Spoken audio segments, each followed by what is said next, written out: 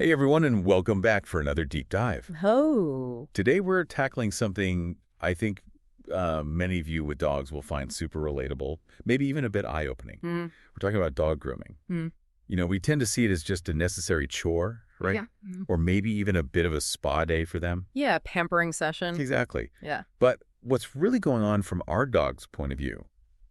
Because, well, today we're going to uncover how this thing we see as basic care can actually feel like a huge invasion of their space. Yeah, and a source of kind of silent agony sometimes, often happening right under our noses without us fully realizing the extent of it. Wow. Indeed. While, we might see grooming as just essential for hygiene or, well, aesthetics. Yeah. For our dogs, it can genuinely be a source of significant stress, and often hidden stress at that. Hidden, right. So our deep dive today is really all about figuring out why that happens, how our dogs try to tell us they're uncomfortable even when the signs are quite subtle, and crucially, what practical steps we can actually take to make the whole experience better for them. Good. We've pulled together some really fascinating insights, looking at sources like understanding and mitigating grooming stress in dogs and others. Mm-hmm.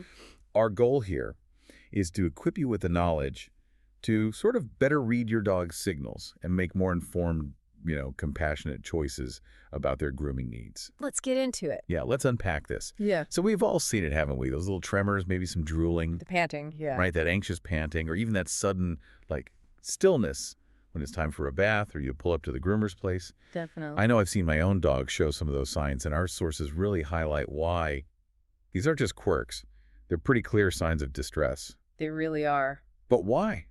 Why does grooming, something we often think is good for them, trigger such a strong negative reaction?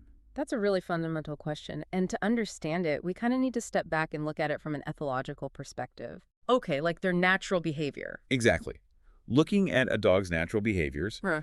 grooming, in the way we typically do it, the full bath, the blow dryer noise, the nail trimming, being held in certain ways. Right. It's just not a natural situation for a dog. Not at all. So they do groom themselves, though. Oh, absolutely. Dogs clean themselves, for sure, and they'll engage in mutual grooming within their social group, their pack. Okay.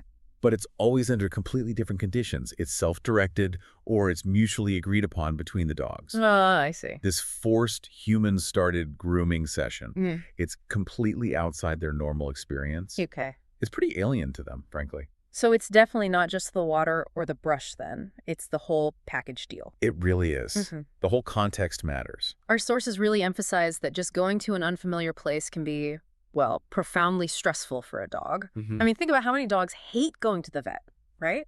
It's often a place linked with discomfort or strange feelings. Absolutely. The association is strong. A grooming salon can feel very similar, Yeah. especially when you factor in, the lingering smells of other stressed dogs who've been there. Oh, definitely. Those fear pheromones, they hang in the air, and they're certainly not sending a comforting message to the next dog coming in. No kidding. Precisely. And then there's this concept called the proxemic bubble. Proxemic bubble. Yeah, it's like an invisible boundary of personal space that a dog maintains around itself, much like we do. Okay, right. Personal space. Going to a grooming salon inevitably means invasive handling by strangers, breaking right through that bubble. Yeah. Whether it's just getting their nails trimmed or a full bath or some fancy haircut, what's happening to your dog is probably not something they find fun or appealing. Makes sense. And this brings up a really important point. We get to choose our hairdresser, right? We pick someone we trust. True. Our dogs don't get to choose their groomer. They certainly don't consent to being touched and handled, sometimes quite intensely, by strangers. That's a powerful way to put it. Think about how you would feel if you were held still, forced to endure a long procedure by someone you didn't know, in a loud, weird-smelling place. Yeah, not great. That external imposition, that lack of control, profoundly impacts their well-being. That really shifts the perspective. But, okay, what about the dogs who don't seem bothered? The ones who just kind of stand there quietly? Ah, yes. The stoic ones. Our sources suggest that their apparent stillness might actually be telling us a whole lot, just silently. Yeah, that's a key insight. It's not necessarily that they're comfortable. They might actually be resigned. They've just given up protesting. Resigned. Wow. We often interpret their quiet compliance as if they're calm, but it could be something very different going on internally. That was a real aha moment for me, too, when I first dug into this research. Me too. Absolutely. Our four-legged friends, their tolerance level is often huge, much bigger than we realize. But our ability to interpret their deeper feelings, their emotions, often falls short. It's so important to tell the difference between a dog who is genuinely relaxed versus one who's just learned to tolerate it. Or even become resigned, shut down in a stressful situation. They might show something called freezing, becoming really rigid and still. Freezing, like they can't move. Yeah, almost. It's a clear sign of intense fear, but it can easily be mistaken for obedience or compliance if you don't recognize it for what it is. Oh, wow. And this is especially critical because our sources warn against this habit of, say, weekly grooming, which is sometimes done by perhaps less experienced people who might not be tuned in to the dog's actual emotional state. Right, pushing them too far without realizing. Exactly, potentially pushing a dog to its stress limit without even knowing it. It's humbling, isn't it, to think how much they're constantly communicating and how often we might just be missing the message. It really is. So, okay, if we're often missing the subtle stuff, what specific signs should we be looking for? How do we know if our dog is stressed during grooming? What are they trying to tell us with their body language? Well, canine communication is mostly body language, right? And dogs give very clear signals if we just learn how to read them. These aren't just quick flashes, they're often persistent signs of what's going on inside. Okay, like what? First off, tremor, shaking. This is pretty noticeable. You might see it before grooming even starts or lingering afterwards. If you see persistent shaking, that points to significant built-up stress. It's like their body trying to release all that tension from what felt like a bad experience. Okay, trembling. Got it. Then, shortness of breath and panting. We're not just talking about being hot. Right.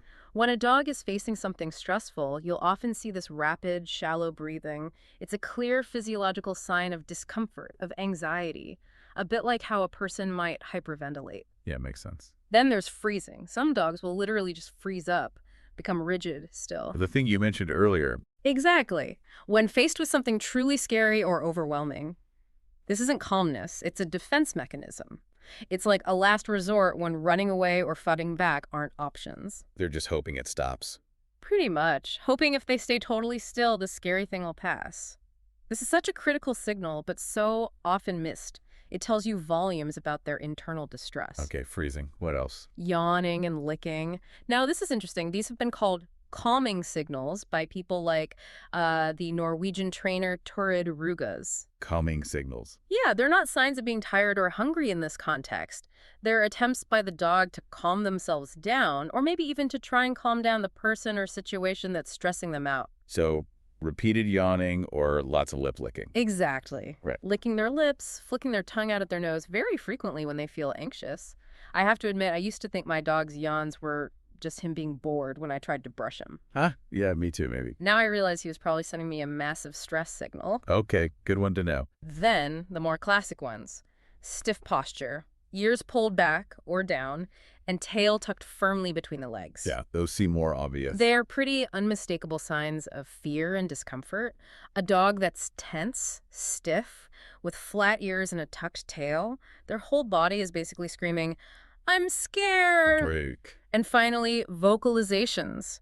Whether it's that persistent whining sound or whimpering or maybe loud, agitated barking. The message is pretty clear. Yeah. Get me out of here. The type of sound might vary with the dog's personality. Some are quieter, others are more dramatic, but the feeling behind it is distress. That's a really powerful list. It just hammers home how much they are trying to communicate. Yeah. And it's really on us to, well, learn their language. Exactly. The onus is on us. Okay, if our dogs are sending these clear signals of discomfort, how do we balance that? Because sometimes grooming isn't just about looking good, right? Sometimes it's actually medically necessary. That's the crucial pivot point, isn't it? Well, we focused a lot on the stress and we need to. Yeah. It's incredibly important to acknowledge that, yes, there absolutely are situations where professional grooming is non-negotiable. It's not just for looks or convenience. Right. Like our sources mention things like a bad parasite infestation, maybe fleas. Oh, definitely. Severe flea infestations need proper treatment, often involving special baths. Or animals that need specific skin treatments, like for really bad dermatitis. Yes, medicated baths or treatments for skin conditions absolutely require careful, sometimes frequent, grooming protocols. And even some short-nosed breeds, brachycephalic dogs. That's another good example. They might need frequent cleaning because of, say, nasal discharge getting into skin folds or needing those folds on their face or between their toes cleaned meticulously to prevent nasty infections or irritation. Okay. So in those cases, grooming isn't some luxury or optional extra. It's truly vital for their health, their comfort, their overall well-being. Right. Neglecting those essential grooming needs could lead to serious medical problems and a lot of suffering for the dog.